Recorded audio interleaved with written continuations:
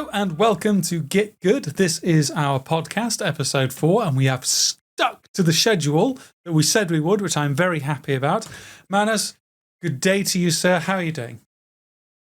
Great. I didn't even know we had a schedule. Well, I kind of, because we mentioned it, but oh no, keeping track of schedules, dates, that's why I have you.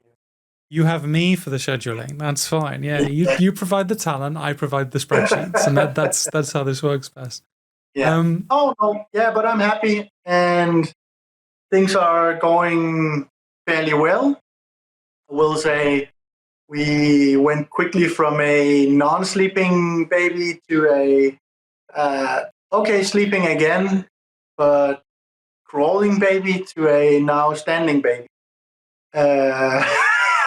This is our dad check-in that we seem to start every podcast with. I do a short check-in, and we are a bit over 5 months into her life, and she's trying to do all the things. So it's one parent always there.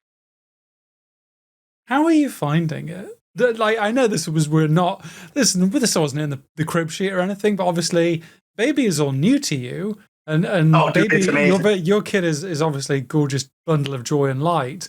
And so all of this, I realize, is just brand new to you, like the crawling phase. Everything, all of it. And it's why I mention it every time we start this one, because it's something exciting from my life. Well, exciting for me. Absolutely. Do you have, because obviously soon there will be talking. You know, that's on the horizon. Yeah, it will be a bit, she started to do the whole baby noises thing. Not too much, and I think it's because she's very focused on forward momentum. She just wants to move. She doesn't have time to talk. She just wants to get around the place. It's a funny thing because we had the nurse come. I don't know how normal it is, but they come at 1 month and 2 months and 3 months and 5 months and whatever. Things like that. Yeah. Just for a health check and all of that. And she said the same. She's like, yeah, it looks like all the brain power goes into movement because holy frick. So it's she does talk a bit, but having a quiet time where she's just babbling, it is rare. Maximum speed, baby. I'm a big fan of this. Maximum speed, yeah. And it's when you're not big enough to control your own actions, really, and you haven't taken the time to learn them either because you just want to go to the next step. It's kind of easy to fall over and hit your head, right? Absolutely. So, I have many permanent scars over my body because as a child, I just decided, you know what? Let's just go ham. And I'm a wuss boy. I'm a cautious person these days. But as a kid, I was just like, yeah, whatever. Like walked into a glass cabinet, things like that. Exactly. I find it a miracle that my daughter has only broke her ankle. You know, I say that that's obviously a pretty big caveat, but like that's all she's done. But she has dyspraxia, which is like difficulty coordinating hands and feet and things like that. But even with all that clumsiness, she is only she's only pregnant. But actually, now that I've said that, the time she did that, I was on a site visit to Amsterdam, and I'm realizing I'm on a site visit to Amsterdam next week. No. Maybe it's going to happen again. A bad omen. Yeah, Amsterdam is cursed, maybe. It's fine. We'll work it out. Yeah.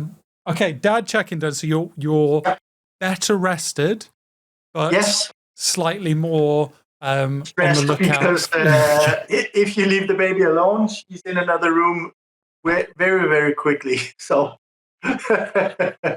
actually, my wife is gone out just this moment to fix some of that foam padding for the floors because we have hardwood floors and That's good. So the cat's not teaching the baby any bad habits. No, the cat is keeping the distance, jumping up to the sofa or chair or whatever, because he knows if he gets close, he's gonna get grabbed. Good Yep. point. Yep. So okay. Well, we have. I think these are actually kind of linked. Actually, I was looking at our mainline topics before we get into like the little itty bitty things that we do. But I do think these are linked. But we're going to start with kind of a wide, like a broad spectrum piece on social media. That's what we've been nattering about. Kind of not deserving of its own talks episode, but like it's been on the brain a lot recently. Yeah. We've been talking about it. You've been doing some things. I've been learning a hell of a lot. So hit me with your best shot. Social media. Yeah, social media is such a big thing. I think it, when we talked a bit about, okay, are there things we want to touch on? I had social media as one of them because I actually had some of the tuition guys. And when talking, it sometimes actually goes on to social media in the sense that there are questions, and sometimes it is a bit reassuring having someone else who does spend time on social media and is a skilled painter put into words what is going on, because it's kind of almost a mystery in the sense that we can all see the pictures, but what's going on? So yeah, it's been a bit, and we have been talking a bit about it also in the Discord, right? Yeah, it's something people actually think about it, and it's kind of curious because should it be a big thing? No. Is it a big thing? For some people, yeah, it actually is because it's social media, right?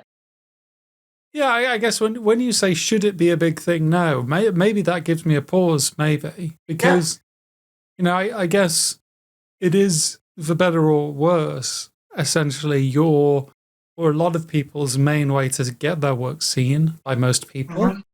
And if if you're proud of your work, which largely I think people should be proud of their work, no matter what level you are painting at, I think there should be an element of pride in artistic endeavor and what you put into the world. And so maybe it should matter that hey, this is my one metric by which this random Dane may see my work.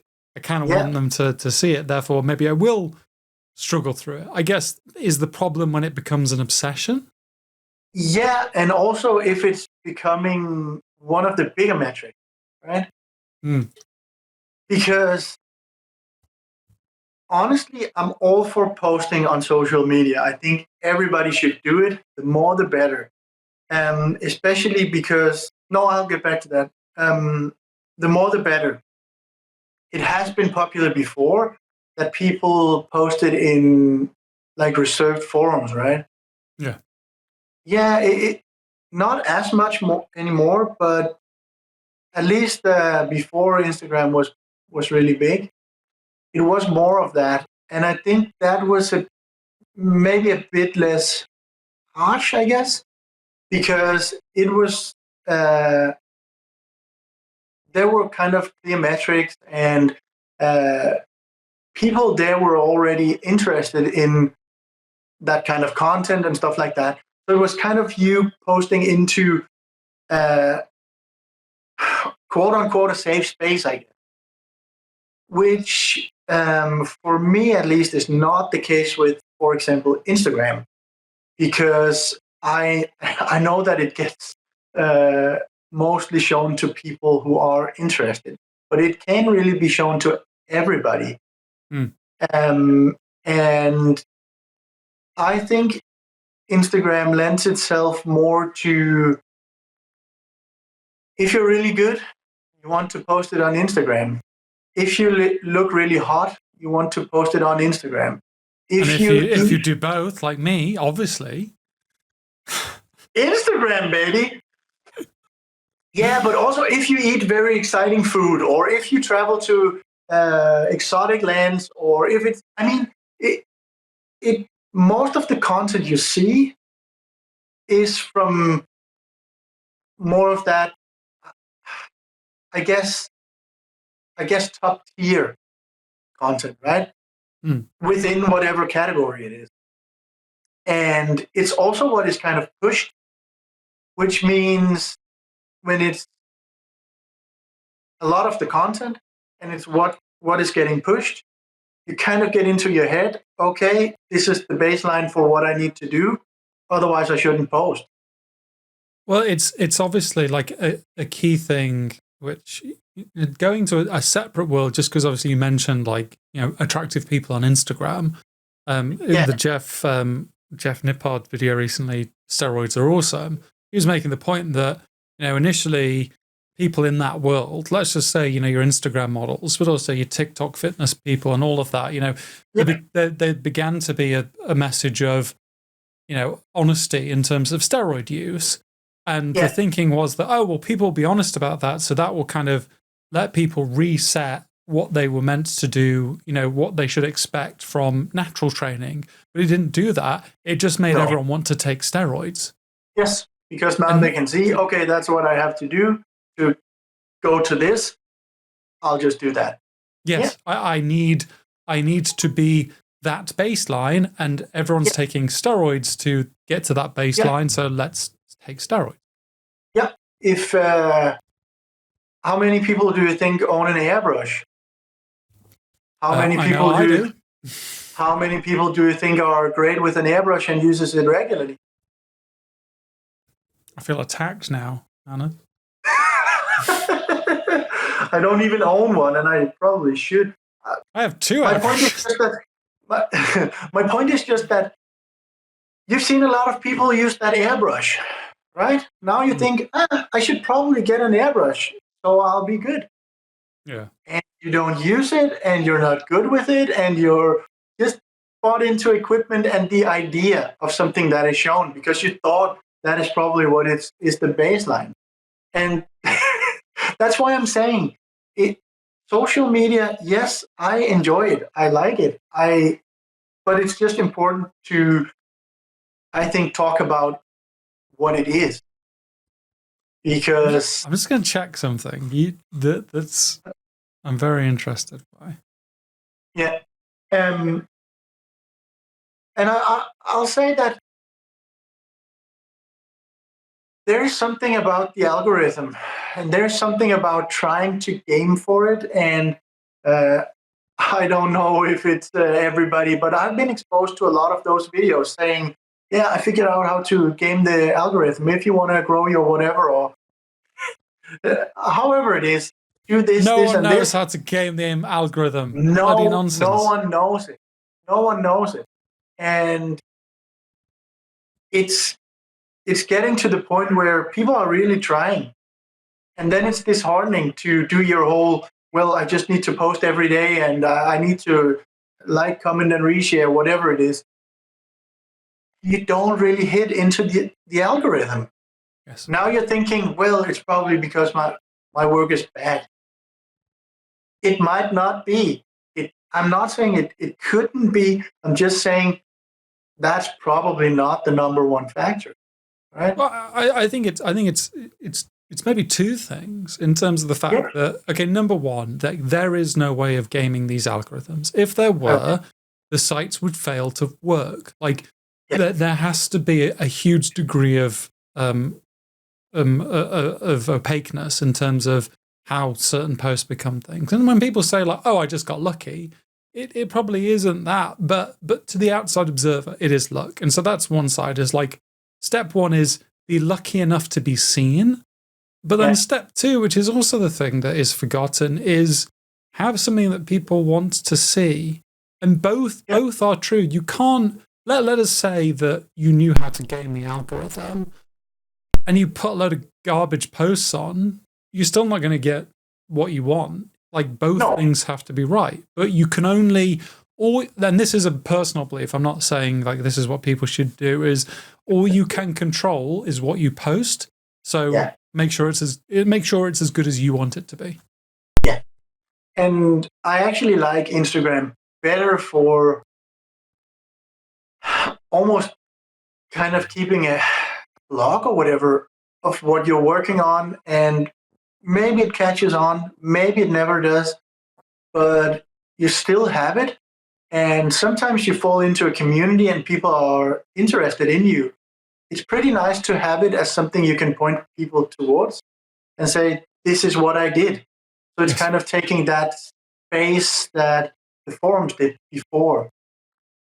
But that's just hard to get in the mindset of, because you see Instagram posts with thousands and thousands of likes and going completely viral, and you think, I would like that too, right? So I think it's better for the former thing, but I would be lying if I didn't say I would like to have millions of followers too. Of course I would, because it's some kind of validation, right? Yeah. It's just it is for me. It is some form of validation in the sense that this is where like I come to the comparison as the theft of joy piece, and I, by all means finish what you're going to say, but like I look at you and I'm like, well, you are validated. You have like how many followers do you have? Over 8,000. So a lot, you know. Yeah. But no, obviously not compared to, you know, you can look at other people and be like, well, they have 20,000 followers. They have 40,000. How many? Yes. How much is enough? Well, it's never enough. No, and I don't think even with 100,000, I wouldn't be, that's enough. Good honesty. I wouldn't. I don't think I would. Because I remember from the good old gaming days when we had IRC, right? It was the same. Having channels with big following and lots of popularity and all of that, it was nice and all. So, I mean, it tickles something. And it's not, I won't say it's not the main like driving factor for me at all. But I still look at it as a kind of a metric. And yes, having a post and you think I actually put great work here. I took a nice picture and everything, posting it, nothing really happened. And then you have a random snapshot of something and it just posts at the right time and one of the hashtags gets you trending or whatever it is, and it just takes off. Yeah, it feels great when it happens, but the times when it doesn't, you're like, why don't people like this? So I guess like I'm gonna white knight here for Meta. You know, someone has to help out this small business. Finally get the recognition deserved. But I'd say my experience on Instagram has been nothing but positive. And you know, I appreciate relatively new to this, but what I was checking before is I went back to my first post. And obviously like my intention when I set up the Instagram was exactly what you said, is I wanted a historical record of everything I paint.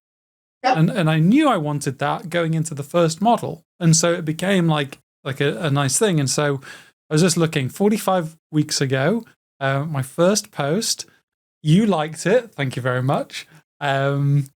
Big props to you. And no comments, but 34 people liked it. Now, I think at the time, it was like 30, but I was like new painter, like getting 30 people liking what I'd done, which, you know, at the time I was like, yeah, this is really cool. And so that was a really helpful thing. And then like largely all I have done is posted my miniatures when I'm finished with them or when I'm happy. I have experimented with reels because I'm a video person at heart. I'm not a skilled photographer by any stretch of the imagination. It's largely just been taking pictures. And what I've seen is, you know, I get a steady amount of likes that have kind of began to increase slowly, as I would argue, like my skill has increased. And yeah, and I've just got, and it's funny because I saw Rudy post in our community the day that he reached 500 followers. I was like, oh, that's nice. I wonder where I'm at. I think I'm at like 250, but no, I'm at 522. So that's nice. And like the only thing that is a little bit of an interesting kind of note in all this is I did a reel recently of that Rotbringer Sorcerer. And like, if you look at my baseline, that's far and above more popular than anything I've ever posted. That's like 3,000 views or something compared to like my baseline, which is like 500, if that.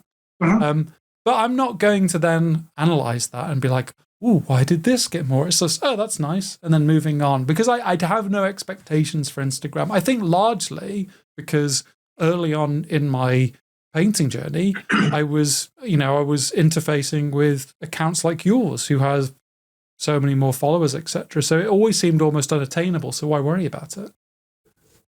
Yeah, I think it's probably also a matter of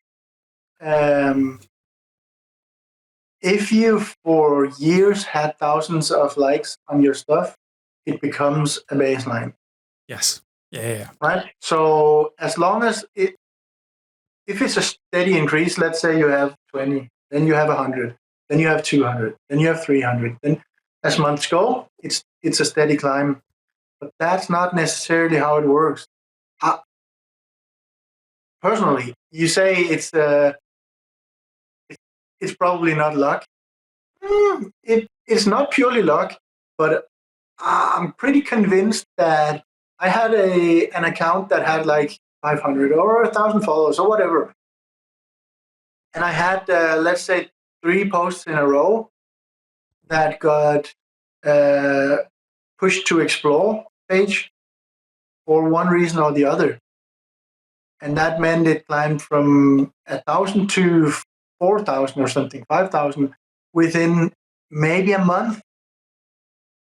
Really, really quickly. And I'm not saying the work is bad, so it shouldn't be like that. I'm just saying for some people or some accounts, it might spike and then it dies out. That doesn't feel that great.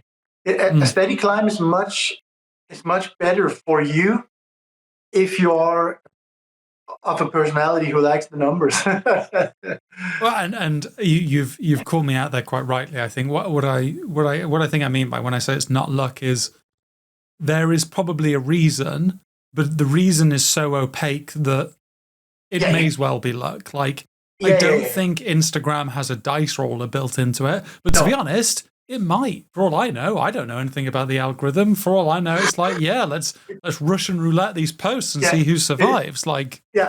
It seems a weird thing, but it could be true. I wouldn't be surprised. Right. Well, I'll write to Mark Zuckerberg. We'll see if we can get him. Yeah. To explain a bit about the algorithm, I think he'd be happy to.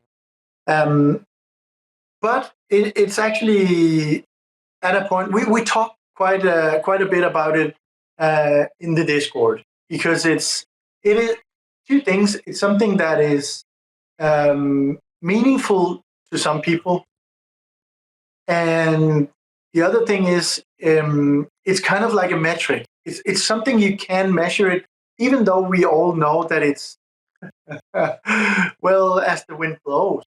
But it's still something you can kind of measure, right? Yeah. So I think that's also one of the reasons why it's a thing to talk about.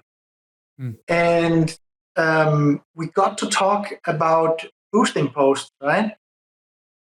And is it really worth it, even? And so I actually tried it. You have the data. I did. Well, it's not extensive data by any means. No, let's treat it like it is. Let's be authoritative. Yes, okay. Here, so this is the results. Tell me, is it worth it? Yes or no?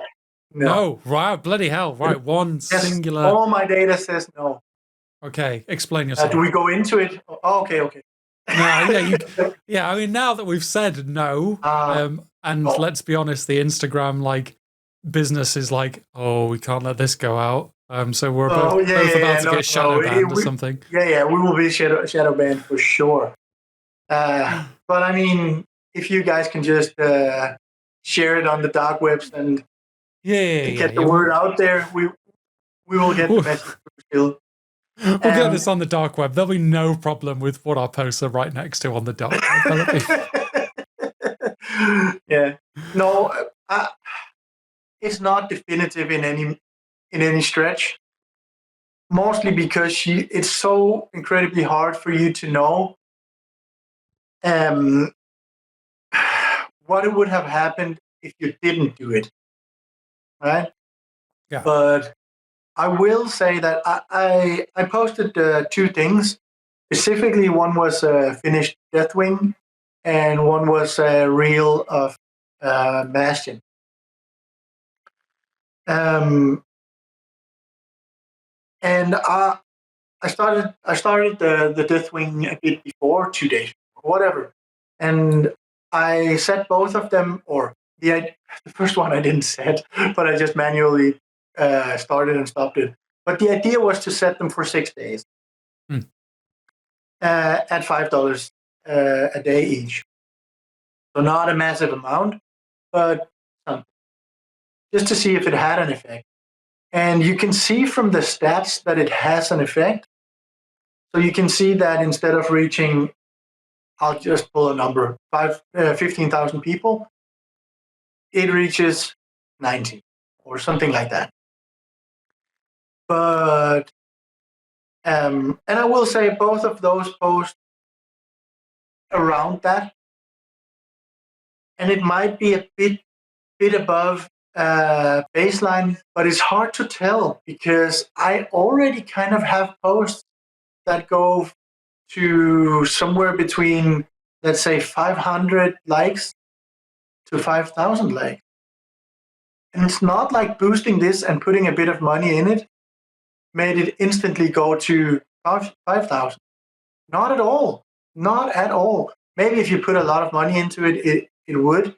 But I'm just saying that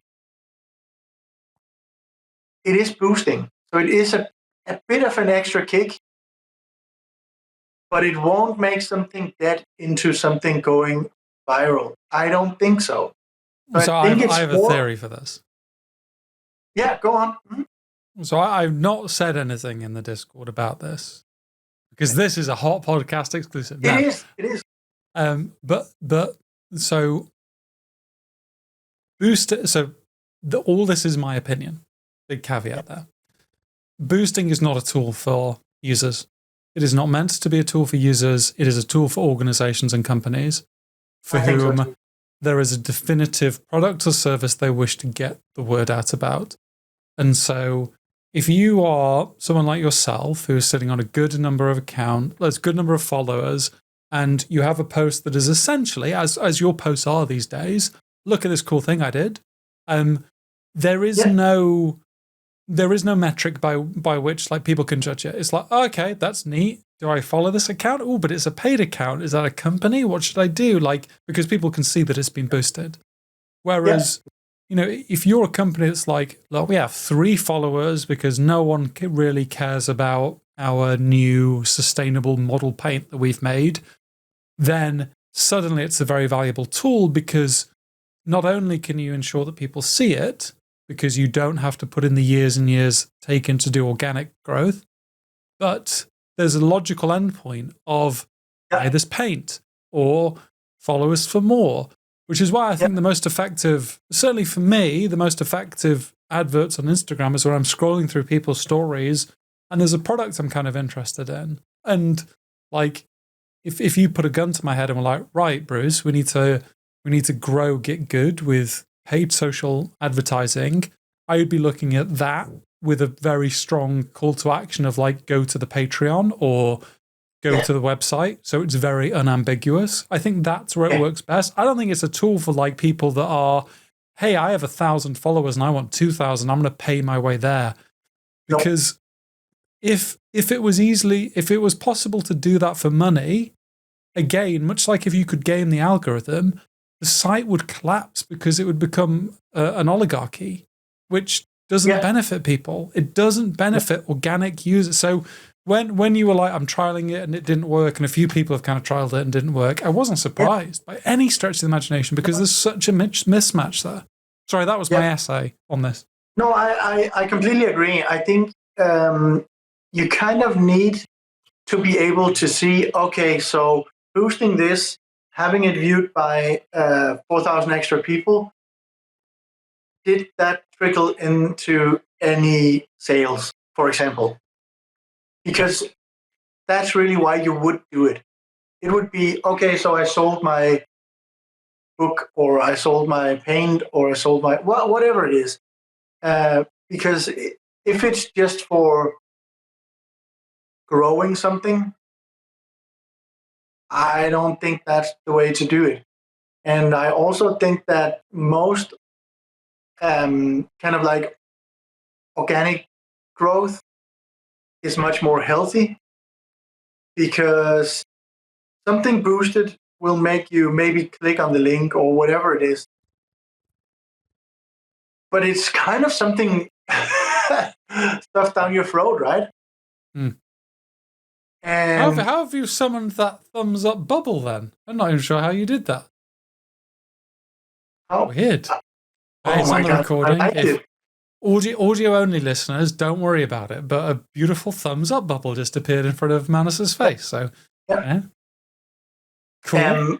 But yeah, I'm just saying that it's kind of stuffed down your throat, which means some people might just and click the link, but most people will probably actually scroll through it then. Yeah. If they are more of the target for organic growth, at least, because they want to invest in something that they like, not because someone told you should probably like it. Yeah. Right? Yeah. So this isn't like, I want to be clear, like in terms of like the level of this discussion in terms of a podcast. We're not telling people here like, hey, this is how you should approach Instagram. It's just no. These are observations based on. It's just us toying around. Yeah, like two different perspectives on it. Yeah. Because I want to bridge to what I wanted to talk about. I'm sick of you now, man. No. Because which is related, and like all of those good vibes that I was just putting out in regards to how I treat my Instagram account, I want you to take them and throw them out the window, because oh no, YouTube fucking ruins me, buddy. Yeah. Like, I do not obsess about my Instagram account. I obsess about YouTube. I stay up at night thinking about YouTube. And I know I shouldn't. And I know it's not healthy, but it's a demon. YouTube is the demon that sits in the background of my content life and beats the crap out of me. And I think this is probably a good thing for me personally, because it has made me a lot sharper in all the content that I do for my job. Like, let me tell you, I want to let people into a little event planning secret. Like, if you're ever in the events industry, this is a little hot tip, is that most end clients, I'm not saying all, but a lot of end clients, they don't care too much about content for their event. When they are planning an event, they don't want the lighting rig to fall on a speaker and kill them. They don't want to spend more money than they should. They don't want to they don't want their delegates to have a bad time and like queues and bad food and all of that. But rarely are they putting that same level of care and attention to the content that's on the stage. And so when you have someone like me who's like fundamentally a content expert for events, it's sometimes like getting blood from a stone and being like, look, we really need to look at this speech. We really need to look at this presentation, like how this flows or the agenda. It's very hard to get pushback. But now I view it as even more kind of apparent, because at an event, people will mark it down if the food's bad, but rarely if the speeches are boring, because they're actually there to meet other people or network or things like that. Whereas YouTube, if the content's not good, it just beats you up. It just punches you in the nose and laughs at you. And then, like, while you're hunched over, kicks you in the balls and then laughs again. Like, I've never been in such a savage environment. And so this is not... This is not and I went through this and now I have a healthy perspective. No, team. We're still in the bad perspective. Like, so, yeah. So I was thinking about this. Like, I want to get your perspective on this because I've not asked you this question at all.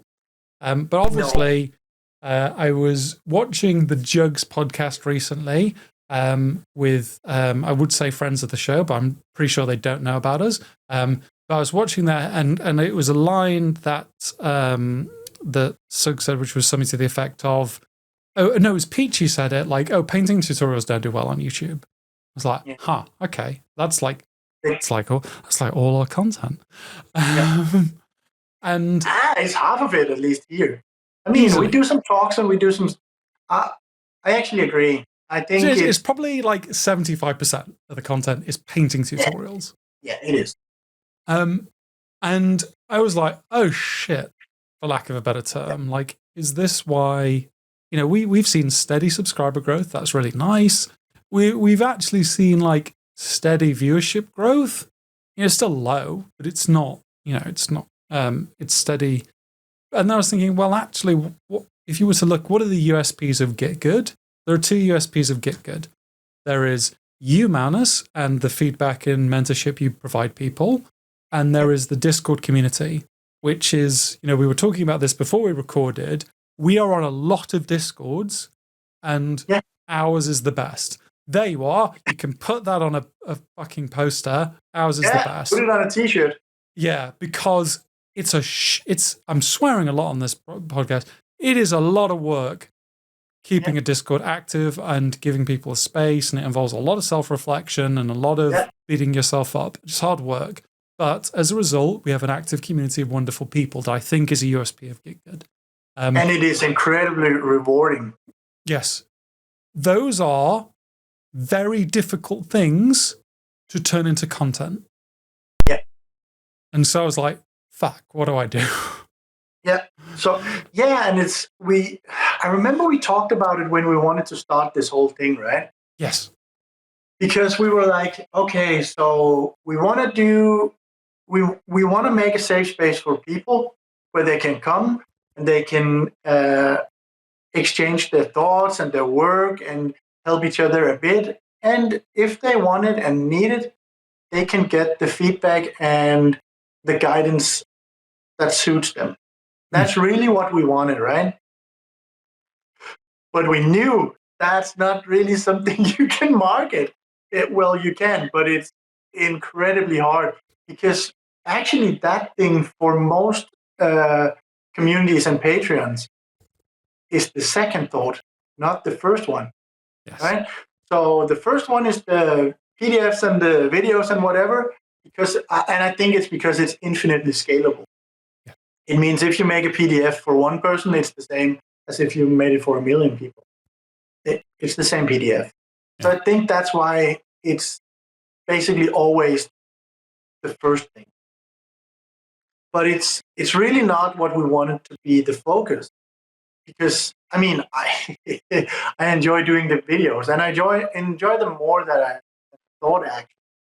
And I will say that we did kind of shift gears in the sense that we wanted the videoing to be the afterthought. We wanted to make some nice content, but I mean, it shouldn't be what drives people.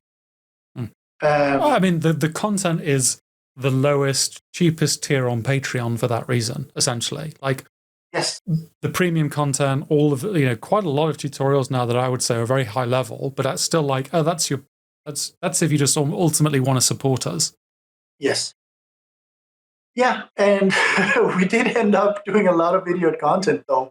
And and I think that's also why it feels even more rough with YouTube. You actually spend a lot of time and energy on filming something and voicing it and editing it and putting it on YouTube and stuff like that.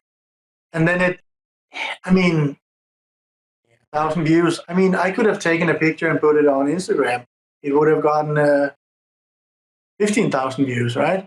So it feels a bit bad because you put a lot of effort and you spend a lot of time on it.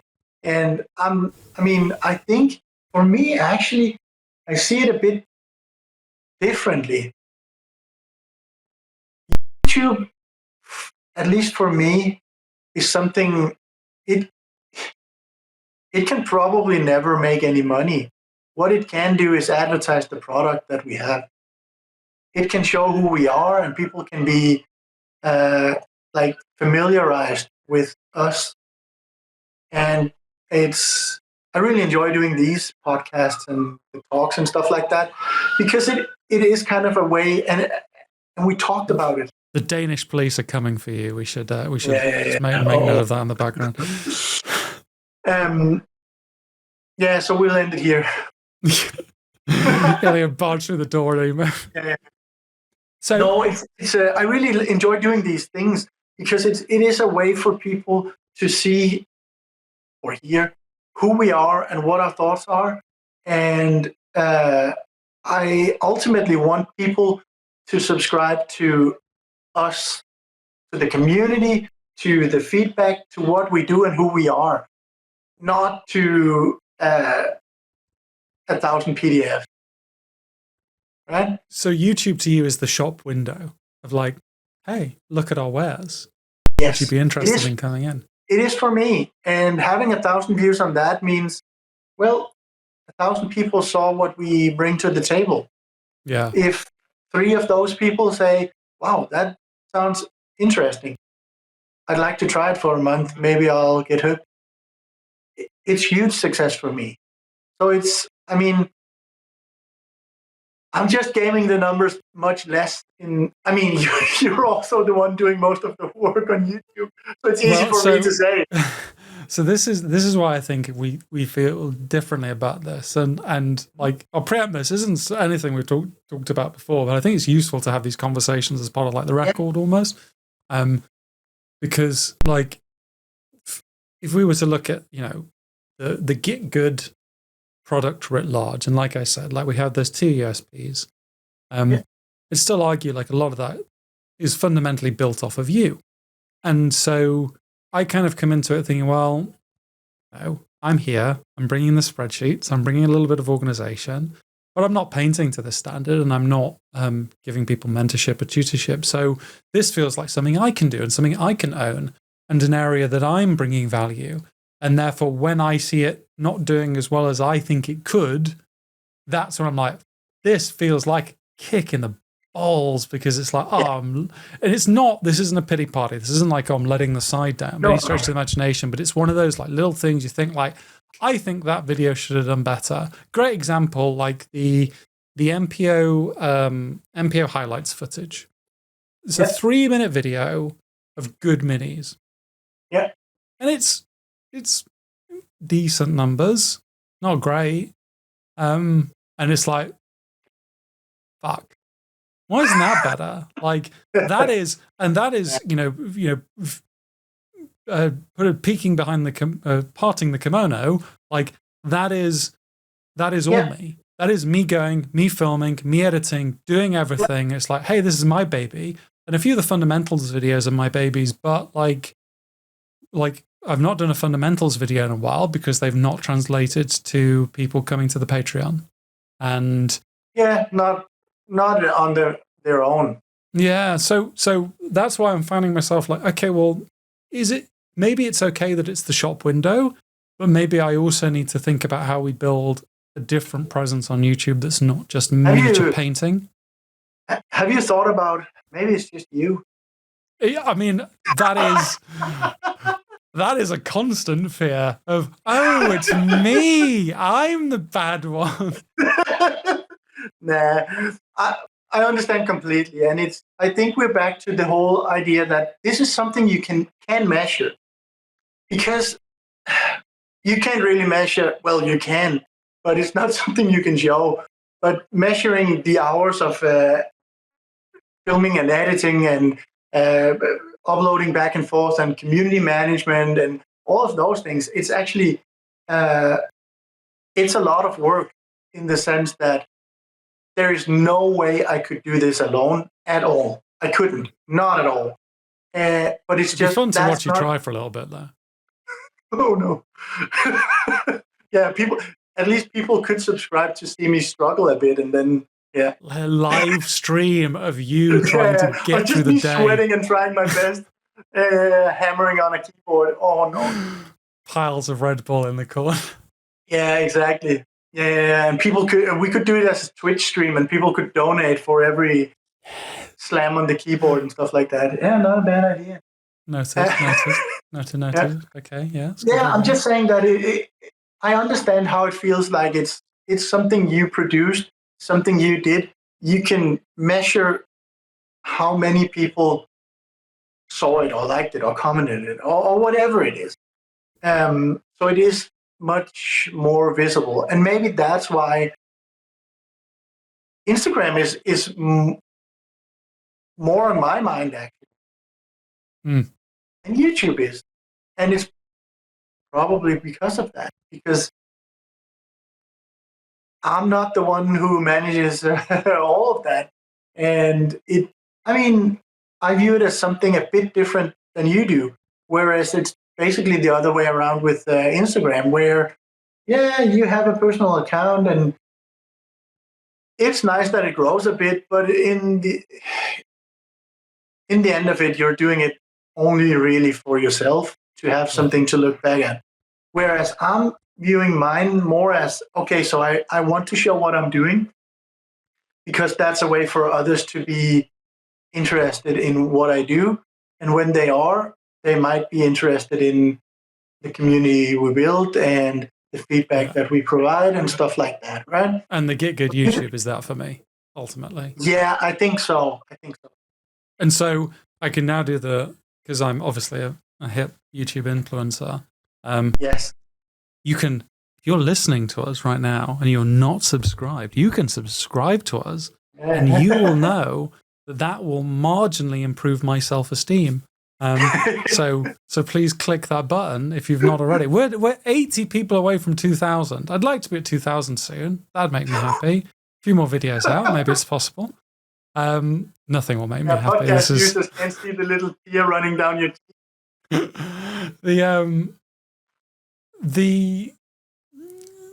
There's a fallacy almost. I call this like the wise old man fallacy, which is like whenever you watch a film, there's always like a Mr. Miyagi kind of figure of like someone that's never bothered by stuff, always has wise words to say, seems to have life figured out.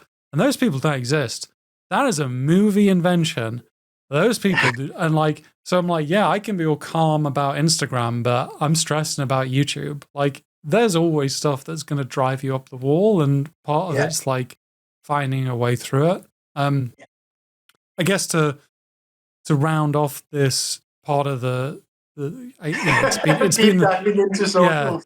Deep dive into socials is like there are two things I found very interesting. Well, so one, there is a super eye patch wolf video on YouTube about influencers and the influencer lifestyle and building a following on YouTube that is very good. And it delves into the psychology of running a YouTube channel.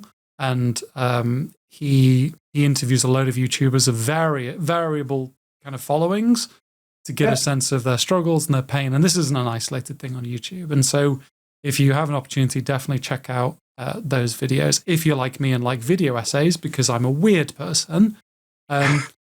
And then I guess on the other side, probably an element of the hobby far more closer to home by something that you and I have spoken about is looking at some of the more recent Andy Wardle videos on Cult of Paint, where he has delved well more into the psychology of both painting and posting, and it'd be a lot more honest and not. When I say honest, obviously it's not like he was lying before, but transparent in terms of those thought processes and the agonies that go into that. And so definitely well worth a watch. It's always fascinating to me to hear high-level painters be introspective. It's why I think I value these conversations with you. But when you hear it from, doesn't matter if you're 2-time Slayer sword winner or someone building a following on Instagram, like there's quite a lot of interesting insights out there in terms of this. Yeah, I actually messaged him yesterday because I really liked it. I really liked the transparency. I really liked that. And it resonated with me or us because it's kind of what we're doing. Trying to turn it full time and trying to grow the business, trying to juggle between personal projects and what is good content and why is this not hitting where it should, and is it enough followers and is it enough patrons, and all of that. Being a bit scared in the beginning because, oh, can it support whatever we want it to support and stuff like that. And I really like, it's something that not a lot of content creators really talk about in this part of like content creating for hobby. And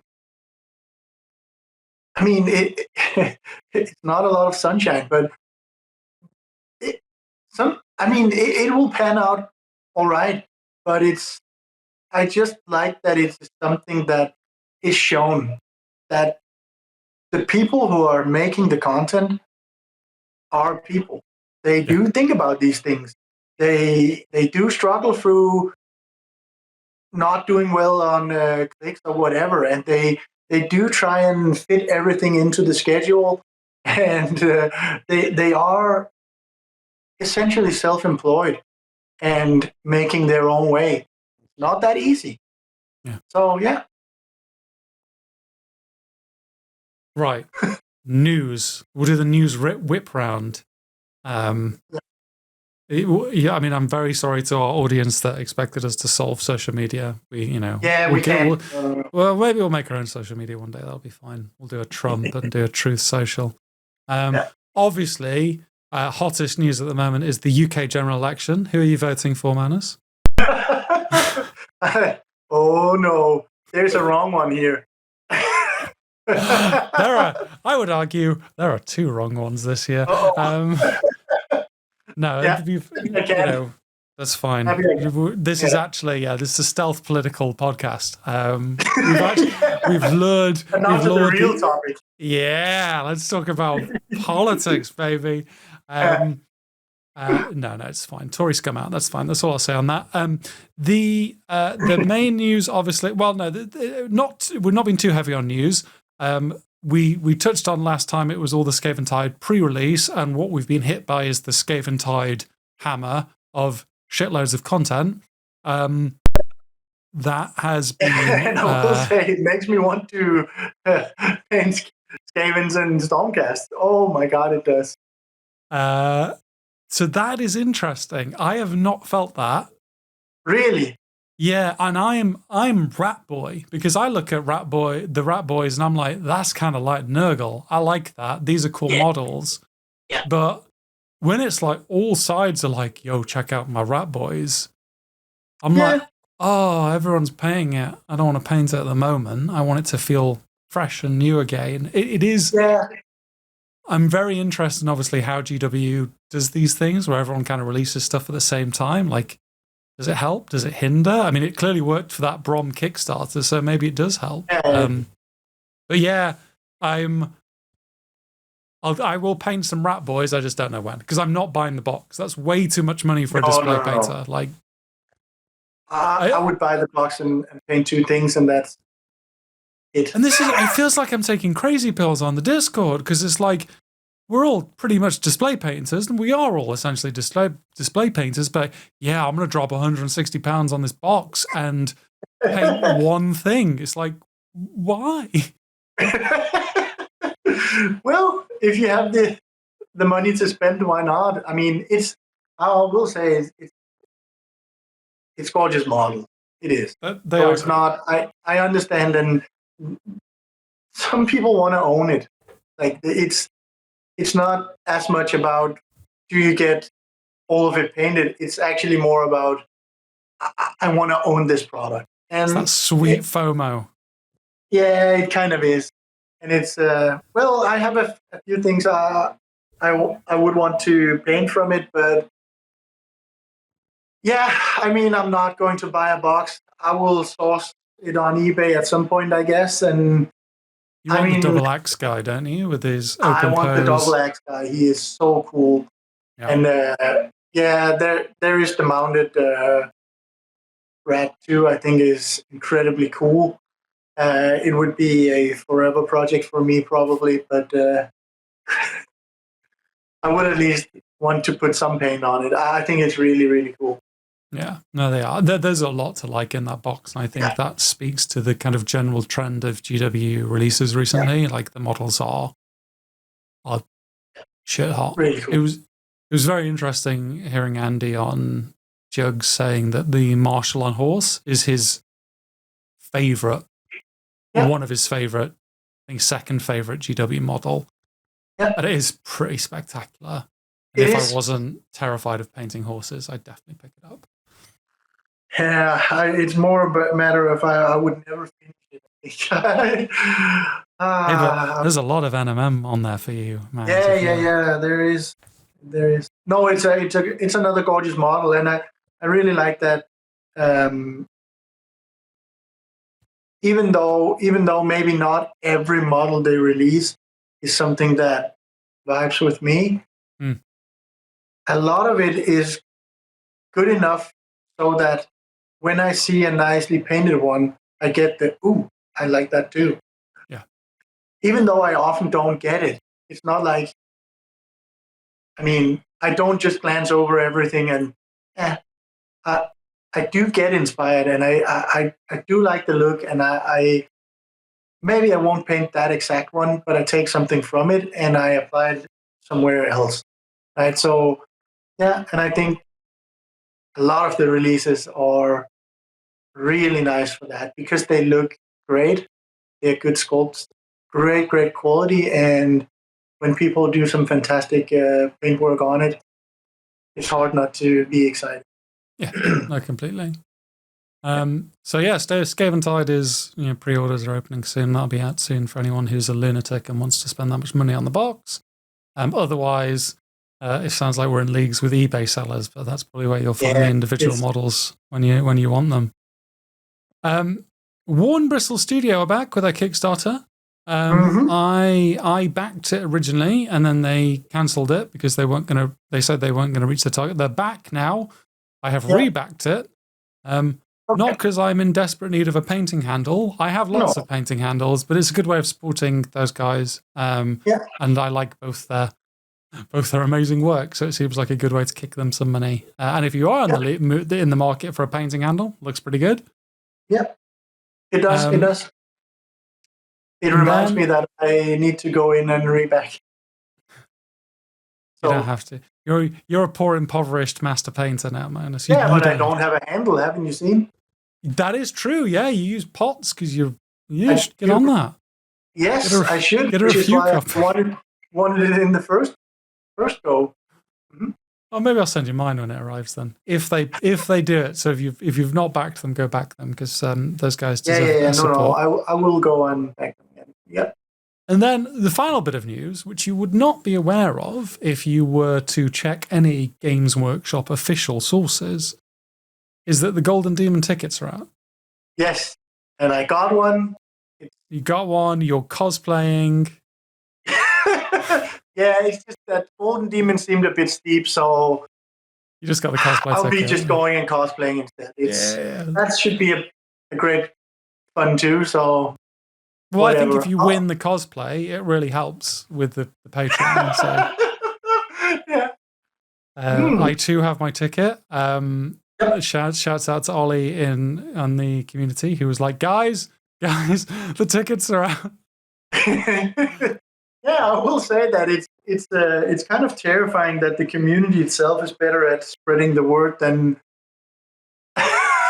Games Workshop by themselves. I looked. I went on the Instagram. I went on the Warhammer community. I just wanted to make sure I wasn't like talking trash about GW, but it was really surprising for them not to be like, tickets are out if you're interested. It really shows that this is a niche within a niche. Yeah. Like they're a big company, and it's clear that obviously the highest level painting doesn't necessarily move models like they want it to. We can argue all day whether it should, if it was given proper marketing backing.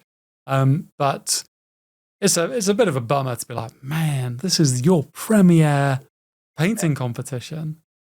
But let's face it, if with minimal effort it would sell tons and tons of models, they would put that effort. Of course they would.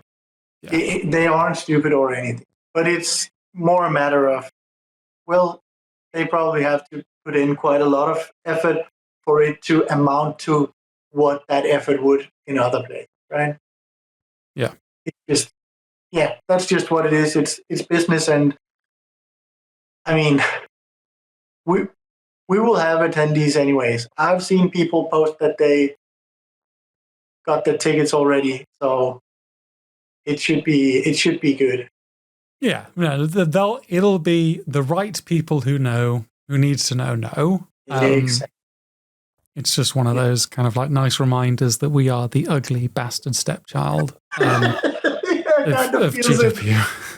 It's fine. It's fine, GW. I don't feel love elsewhere in my life. You don't need to give me any. Okay. Yeah. So that's news. Yeah. The news is gonna be short if we're doing these every 2 weeks, because it turns out not a lot happens in this hobby unless we really want to become drama YouTubers. Ooh. Just saying, like, we could start picking fights with other painters here, and it would definitely help with engagement. But maybe I'm not yet ready to hit that red button. I also kind of like everyone in the hobby so far, so it's quite hard to someone. Yeah. Or maybe we should just message them and be like, "Can I start a bit of beef with you?" Yeah. Oh, we could do it like wrestling. Yes, exactly. Like, we're going to be the heels. You're going to be the baby face. That's fine. Do not break kayfabe. I'm about to call you out. Yeah, we shouldn't have announced that. That's a good point. No. So what are we painting? What are you painting, man? So do you want me to start with what I'm painting? Yes, I want you to start because you've kept it secret. I've not kept it a secret. But so I was looking at what was the last thing I publicly shared, which was like base coated blue with a golden eagle on the chest. But so I realized like, a while back we did our talks on our favorite miniatures. And what we look for and what excites us. And 2 of the 3 I have painted. So the Rotbringer I finished for last month's competition, Embrace the Chaos. And I have moved on to the Ultramarine Terminator. Well, the Terminator from the Leviathan box set, which I'm painting as an Ultramarine. And I have just not posted anything of it. I did a few, then I painted the Rockbringer, and when I came back to it, I was like, I'm really enjoying this, but I'm not going to post any updates, just because I didn't want to, and that's been an interesting process. And my plan is to finish that off today, and then ping it over to you for some criticisms. And I have enjoyed every single part of that miniature. Yeah. There is not a bit I have not enjoyed. That is fantastic. Honestly, I don't know what it is. No, it's rare too. It really is. Like even the crunchy details. Like great example is the Terminators have that like piping that goes from the arm, and like when I tried to paint that on Torgaradon ages and ages ago and tried to do it as an NMM and completely bolstered up. And so I was coming back to it now. I'm like, I got new skills. Can I do this? And I'm looking. I'm like, this looks like metal. Go me. Yeah. And like, so like even doing that piping and the venting on the back, I wanted to do like, the internal heat dissipation thing. It's been fun playing with that. Like there is not a part of that miniature I haven't liked. Terminators are cool as shit. This is my hot take. They are my favorite Space Marine by far. Yeah. So that's what I've been painting. What are you painting? I've started the series on the White Dwarf from Brindle. Yeah. Yes. And that's a massive model with no details. It's great. Yes, it's a bit of a struggle project. Not fully so. It's just it's a combination of 2 things actually. 3 things. Ooh. One thing is the model itself is not that big, and it is heavily detailed. That means if you want to paint it to a high standard, and I want to, we've talked about it before. It's so hard for me to dial it back and just I'll just do something that is quote unquote passable. Yeah. So yes, once again, I wanted to do a nice looking model, and I think the sculpt is really nice looking. It is a tiny bit awkward in the posing because of the turn face and stuff like that. But it's a fine sculpt. I think it would have lent itself much better to 54 mil or 75 even. But yeah, that's just what it is. So that's kind of one thing where you need to be incredibly neat on the details, and that's not easy under under a recording setup. But yeah, I can get through it. The other thing is I'm painting it entirely in the Fanatics Army Painter range. Yeah. Yes, the war paint. So that's me kind of getting used to new paints. And while acrylic paints are largely the same, not entirely so. They have a bit of variation regarding coverage and thickness and flow and drying time and everything. The finish on them is different from brand to brand and everything. So I'm kind of getting used to painting with Fanatics paints too. And I will say they are great paints. They have nice coverage. They are a bit thick compared to what I'm used to.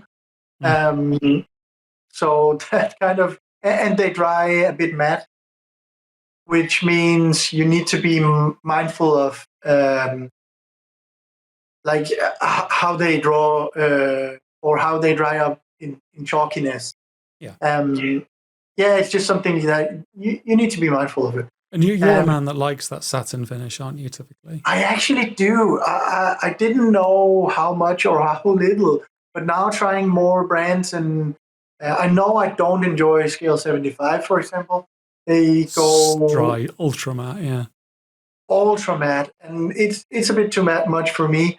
And I tend to want to, because I slowly build the transitions, I go over an area and over it and over it and over it.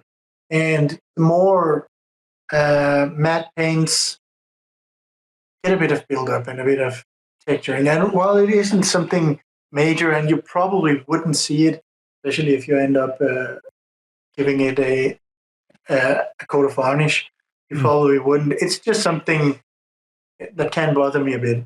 Yeah, I kind of like applying like a satin paint and then finish. I mean, I've got the MPO brainworm, so I'm like ultra matte everything. But applying I don't go for ultra matte. I go for matte. But coward! Huh? You coward! Yeah, you ultra matte or bust.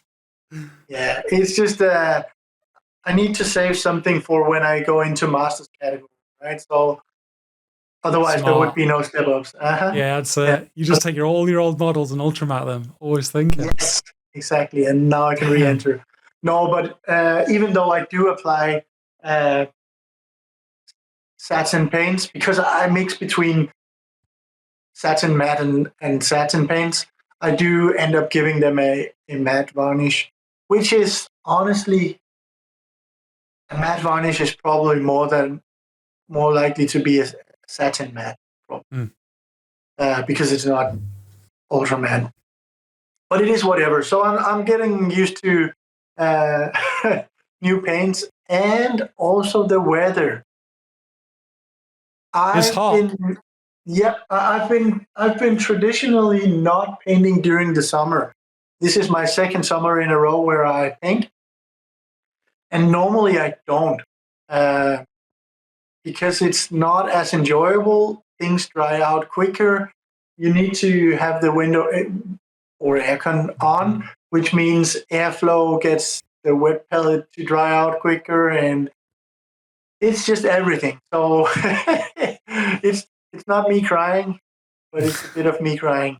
That's allowed. You're allowed to cry. Yeah. Well, I guess that's related as we kind of saunter around the corner to fuck up corner in terms of what are we learning. Yours is the pitfalls of painting in heat and managing a new paint. Normally when I get used to new paints, it's actually in a different manner. It's probably me picking 1 or 2 colors from a range, testing them within a scheme of other colors too. Because I always mix and match anyways. I don't go entirely one brand on one model. But sometimes I do, but mostly not. Yeah. And if I do, it's a coincidence. So that means you kind of just sneak in a color or two, but everything else works how it normally does, and you're mixing them together on the wet palette anyways, and blah blah blah. But this time I'm sticking to one brand, which is a bit different for me at least. Yeah.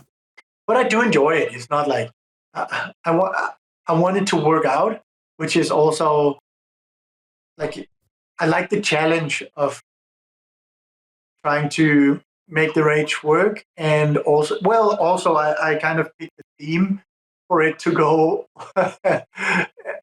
starting all from purple and keeping that theme going all over the model. So it's a bunch of new things, but so that's why I'm saying it is a bit of a struggle project, but it's not like I don't enjoy it. Yeah. I mean, mine's not as interesting and exciting, I'm afraid. Well, mine is that I can't be trusted with paints. Like, I just had a moment this week. Again, I've not spoken about this, where I was like, I should get some greys. I need some greys. Yeah. I had like a few greys, not many, and I got a shitload of greys. Oh, like, no. Maybe 10 greys. I'm not even joking. Like, I kind of, you can see this like arrayed behind me, and all the top row is all the greys. There's some fluoros, so you can just kind of ignore those. But like, it's all the greys, and you know, I'm happy with them. Are they at least then? Some of them are a bit more bluish, and some of them are a bit more greenish, and some of them are a bit more brownish, and essentially. But the meantime is that I have managed to buy German field grey 4 times. You're turning into me, dude. I bought it again, and then I somehow bought it a 3rd time. Yeah. And then I was like, oh, German grey. I also need German grey. That's a grey I don't have, because this has become like a completionist exercise for me. And so I went on Amazon and searched German grey, and Amazon's like, yeah, here's German grey. And I bought it, and German field grey arrives. Oh. So if you want some German field grey, let me know. Yeah, you can bring one to... I'll bring 3 to Golden Demon. It's fine. I have so much Vallejo ice yellow because my local game shop was out of it at some point, which is terrible because that means I kind of got into my head, oh, I need to pick this one up. So for a couple of months in a row, every time I went, I was just like, oh, and I need that ice yellow. I think I'm running out because I was on the last part of Rubber Bottle. So I was like, yeah, I'm running out of that. I should get one. And then because they didn't have one last time. So I got one, put it in the bag, forgot about it, never took it out. Then Friday Night Magic or whatever, 7 pints in. Oh, and I need the ice yellow, another one in the bag. So I had 4 or 5 ice yellows in my gaming bag. That was, so I don't need that. And then I switched to AK ice yellow afterwards. That was perfect. That's a good ice yellow. It is. I'm a big fan of it. I mean, not so much that I'd own 4 of them. I don't like it as much as German field grey, clearly. But... Obviously, no. Oh, so that's kind of how you show how much you love your... That's it. I have like 4 wine reds. Like I have like 6 Russian greens. Like these are very important colours to me. Yeah. Okay, Manus, we have reached our allocated 5-star runtime. Is there anything else you want to say? We just sign off. We have some interesting content coming up. No, including... just get your ticket booked. Tickets booked. So we can catch you all in Germany, October. A bit over 90 days. And if you're not coming to Germany, I've heard rumors of you potentially coming over for NPO next year, Mr. Magnus. Yeah. I have I think that is for another podcast. But yeah, I have a plan for next year of the Magnus World Tour is what I'm competition. I want to go excited. Visit some comps and see people and all of that. I mean, I can still do horribly in Germany and cancel everything. So, shush, baby, it's gonna be okay. It is. Okay. Well, thank you. Like I say, thank you for sticking with us, for watching or listening, depending on how you are ingesting this into your bodies. If you like this, please subscribe to us if you've not already. And if you have subscribed, know that I love you from the bottom of my heart. That's very important. But for now, get painting. No, get good. Get painting. I forgot the order, and get out of here. So long, and thank you for listening. Bye-bye. Bye-bye.